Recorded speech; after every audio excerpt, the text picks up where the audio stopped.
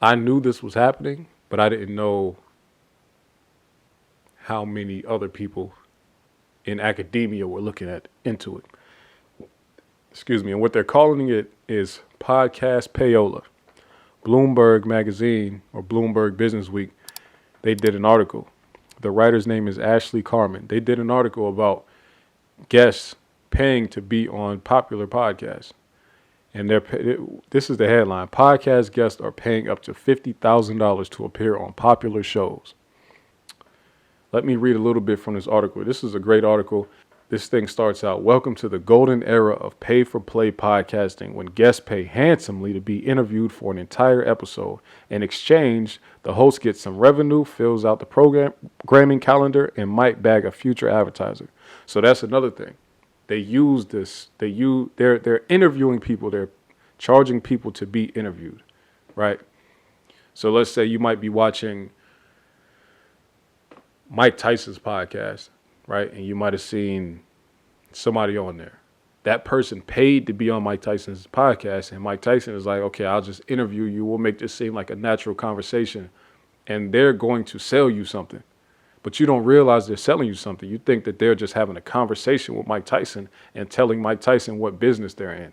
The whole time, they're actually only on there to get as many of Mike Tyson's listeners as possible to purchase whatever it is they're selling, whether it be a product, a service, a course, something. That's the only purpose they're up there. And this is a lot bigger than a lot of people realize. The reason that I knew about it before this article came out is because, I didn't just have a hunch. I knew for sure because there was a dispute about $1 million worth of game, Gillian Wallow's podcast, and Tony the Closer. So Tony the Closer went on Clubhouse and pretty much said that his main issue with the show and why he left and why he's slandering their name and everything like that is because they cut him out of a business deal to have business people pay to get on his podcast. The Him 500 deal was the $50,000 deal that started with the whole shit. I brought him 500 to Wallow and Gilly. I could tell them they needed something to infuse their business. I said, yo, I got like 8 niggas that want to get on the show. I'm going to charge all them niggas $50,000 to be on the show. I don't want nothing out of it. I said, y'all been helping me blow up my shit. I said, listen, I don't want nothing. Gil said, nah, Tone, we'll break that shit down 3 ways when you bring people on. So I said, all right, cool. I got 7, 8 niggas that's ready to get on the show. Lined up all the people. I brought him 500 up. Him 500 came with the 50,000.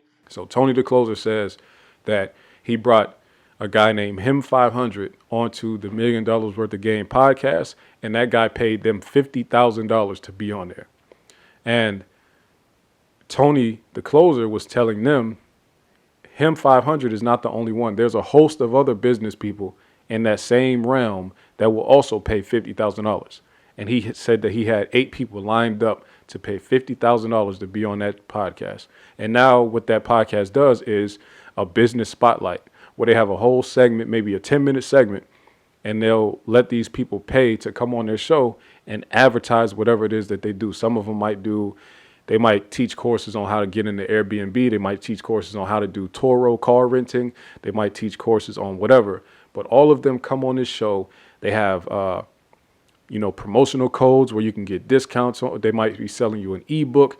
Whatever it is, they all paid to be up there. And this is a 10-minute advertisement in the middle of the podcast.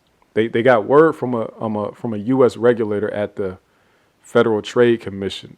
Regardless of the medium in which an advertising or promotional message is disseminated, deception occurs when customers acting reasonably under the circumstances are misled about its nature or source, and such misleading impression is likely to affect their decisions or conduct regarding the advertised product or the advertising. Essentially what they're saying is a person is more likely to make a purchase if they see that a person that they're a fan of appear to endorse somebody else. In actuality, they're not endorsing that person. They are paid to advertise them. And people, if they knew that that was a paid advertisement, they might not view that information the same way. So this FTC spokesperson is saying every podcast not podcast or whatever, it doesn't matter what you have. You need to let people know that you are being paid to disseminate this information, right? Because you could mislead people.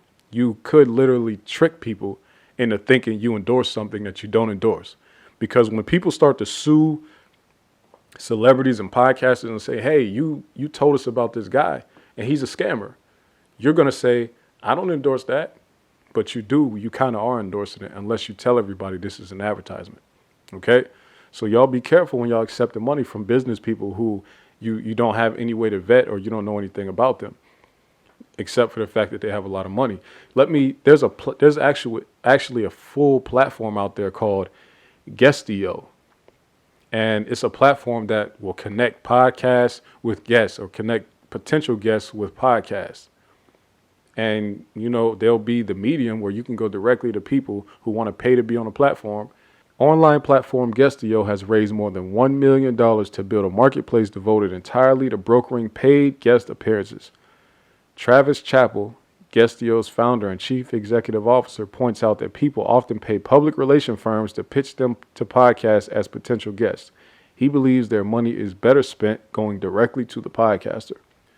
On Guestio, the flow of money sometimes reverses directions, and a podcaster provides payment to land a particularly coveted guest, such as Manny Pacquiao, who charges $15,000 for an appearance.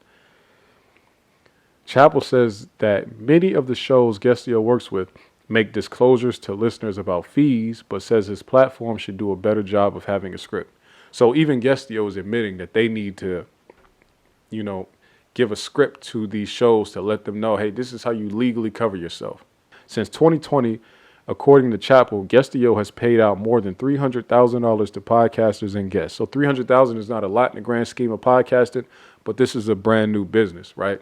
Okay, so $300,000 of podcasts and guests. In just the past 6 months, 4 podcasters on the platform have made more than $20,000 from guest appearance fees, including one who took in $50,000.